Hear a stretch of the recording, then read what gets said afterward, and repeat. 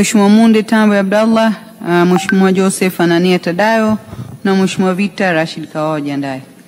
Asante Mheshimiwa Mwenyekiti kwa kunipa fursa hii na mimi niweze kuchangia.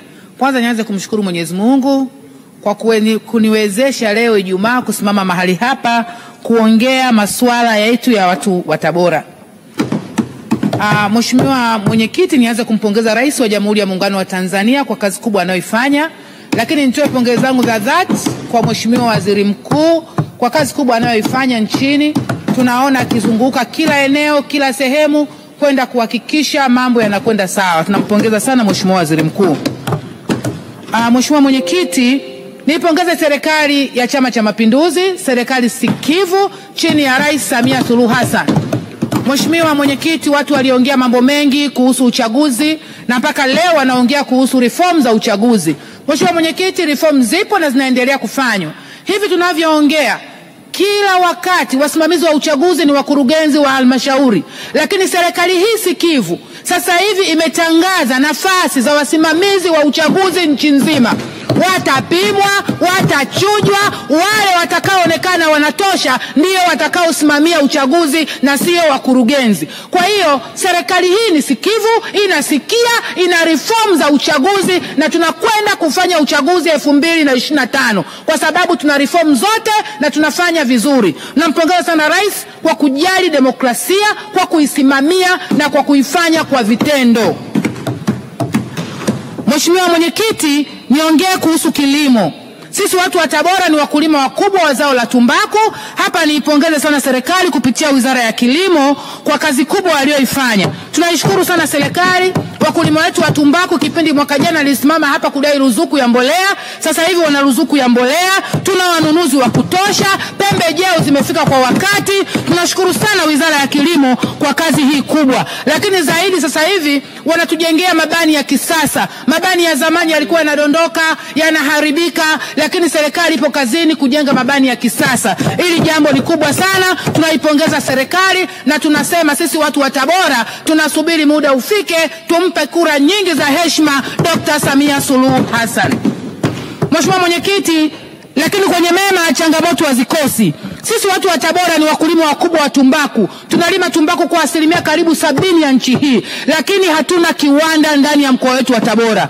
Nimuombe sana Mheshimiwa Waziri wa Kilimo, kaka yangu Mheshimiwa Bashe unatoka Tabora. Haya ni malalamiko makubwa sana. Tunajua unakutana na watu mbalimbali, unaongea na wawekezaji mbalimbali. Tunaomba utuhakikishie tunapata kiwanda cha tumbaku Tabora. Vijana wetu wapate ajira, mama zetu wapate ajira kwa sababu tumbaku tunalima sisi. Lakini pia tutaongeza bei ya tumbaku. Angalau umepambana sasa tumbaku ni $3 kuendelea, lakini tukichakata Tabora bei itapanda kwa sababu hatutaisafirisha kwa gharama kuipeleka Morogoro. Tunakuomba sana Mheshimiwa Waziri utujitahidi tupate kiwanda cha kuchakata tumbaku katika mkoa wa Tabora.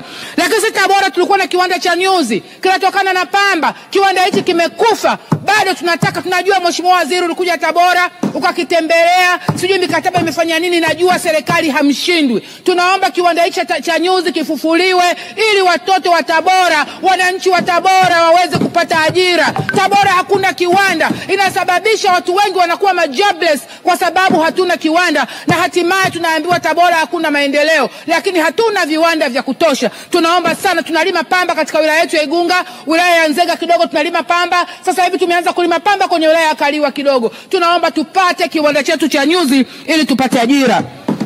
Mheshimiwa Mwenyekiti, niongelee kuhusu mabwawa kwenye Wizara hiyo ya Kilimo. Tunashukuru Wizara ya Kilimo kujengea bwawa katika kata ya Tumbi, lakini kuna upembuzi yakinifu Magoweko, lakini tumepeleka maombi yetu kwa ajili ya kupata mabwawa Itetemia, Isukamahela, Nyakato kata ya Misha, Manoleo kata ya Itonjanda, Kalumwa kata ya Uyui. Tunaiomba sana serikali ituwekee mabwawa ili tuweze kulima kwa tija, tuweze kulima muda wote, na hatimaye ndoto ya Dr. Samia Suluhu ya Watanzania kulisha Afrika basi iende ikatimie.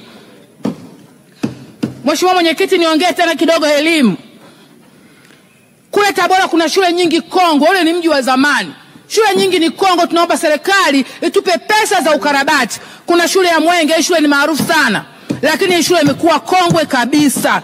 Kuna shule ambazo zimesoma viongozi wote karibia wa nchi hii. Mpaka baba wa taifa Mwalimu Nyerere amesoma Tabora Boys. Shule hii bado ina mambo ya ukarabati, haijakamilika. Tuliomba pesa tukapata milioni 900 kwa ajili ya boys na girls, lakini mpaka sasa bado shule hizi hazijakamilisha pesa kwa ajili ya ukarabati. Town School tuliomba pesa ya ukarabati tukapata, lakini bado hatujajenga uzio. Lakini pia shule ya Uhuru tunaiomba sana serikali itupatie fedha za ukarabati wa shule hizi. Mheshimiwa Mwenyekiti, afya. Tabora manispaa kuna kata 29 na population kubwa sana ya watu wa Tabora. Lakini unaweza ukashangaa kuna vituo 4 tu vya afya ndani ya kata 29. Hii kitu haikubaliki Mheshimiwa Mwenyekiti. Haikubaliki kabisa. Tuna kata ya Uyui ambayo sasa tunaenda kujenga station ya SGR ambayo itakuwa katikati ya Uyui na Ifucha. Na iomba serikali kupitia ofisi ya Waziri Mkuu watujengee kituo cha afya kwenye kata ya Uyui. Ni kata kubwa, ina wananchi wengi ambao iko jirani na kata za pale jirani. Kituo hicho cha afya kitatusaidia sana pale kwenye kata ya Uyui ambayo inaenda kujengwa station kubwa ya SGR ambayo kutakuwa na pia kutakuwa na bandari kavu pale na mwekezaji ameshaonekana. Kwa hiyo tunaomba tupate kituo cha afya pale.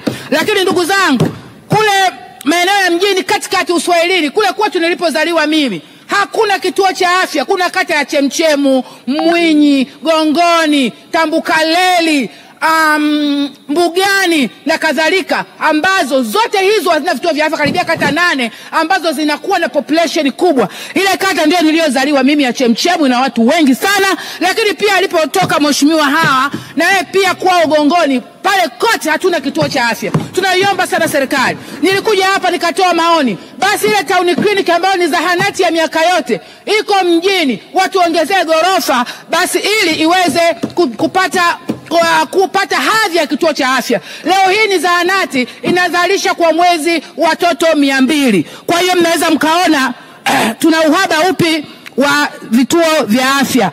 Lakini kule Usule eneo ni kubwa sana, tungeweza kupata kituo cha afya. Lakini kwenye kata hizi ambazo nimezitaja pia ni lazima tupate kituo cha afya. Mheshimiwa Mwenyekiti, nimalizie kuhusu bodaboda. Mheshimiwa Mwenyekiti, imekuwa ni ajira ya vijana wetu. Wanafanya kazi, wanajipatia riziki.